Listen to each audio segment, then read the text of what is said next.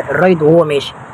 بصوا كده زي ما انتم شايفين، احنا هنا مثلا ايه، كنا في كوبري ستانلي. طبعا شايفين الجمال، الله اكبر حاجه. يعني عايز اقول لكم اسكندريه ده يا جماعه يعني باريس مصر بجد، اوروبا والله، كاننا عايشين في اوروبا. تمسك الموتوسيكل كده تركبه يا دوبك كده بس تمشي على الكورنيش، والله العظيم يبقى فيك هموم الدنيا كده، ترجع بطل، ترجع بص ما فاكش الهوا.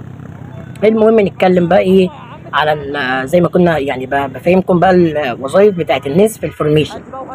طبعا اللاين ده بنقول عليه فورميشن. خلاص، بصوا كده مثلا في الفيديو اهوت ده كده الفورميشن اهو بيعدي.